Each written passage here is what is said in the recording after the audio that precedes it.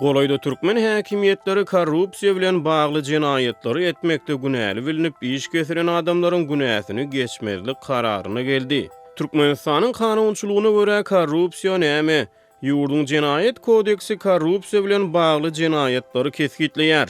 Wezipeli adamyň ýa-da döwlet gurulukçysynyň wezipe ygtyýarlygyny hyýanatly peýdalanmagy, para almagy, para bermegi, para almak bermekde arada durmagy, gulluk galplygy, kezzapçylyk, ynanlan emlägiň eýelenmegi ýa-da harj edilmegi, bir kanun ýolu bilen edinilen pul terişdelerini we başga emlägi kanunlaşdyrma, monopolistik hereketler we bäsleşligi çäklendirme, kontrabanda, gulluk ýagdaýyndan hyýanatly peýdalanmak.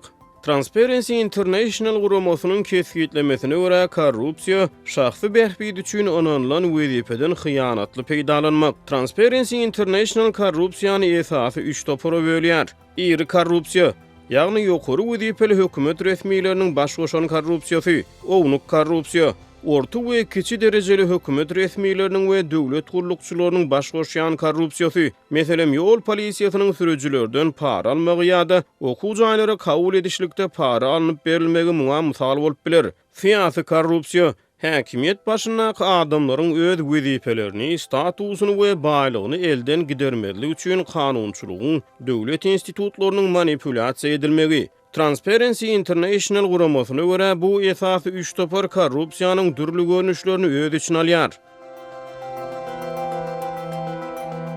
Wezipeden hyýanatly peýdalanmak, paraxorluk, para alyp bermek, arada durmak, kranizm ýagny tanışparazlyk, tanışlaryň wezipe bellenilmegi, nepotizm, garyndaşparazlyk, dogun garyndaşlaryň wezipe bellenilmegi, siýasy patronaj, ýagny öz adamlaryň arkasyny tutmak, öz partiýasyna ses beren adamlaryň arkasyny tutmak ýa-da öz tire taýpasyny değişli adamlary wezipe bellemek, ynanlan emlägiň harj edilmegi we şuňa meňdeşler.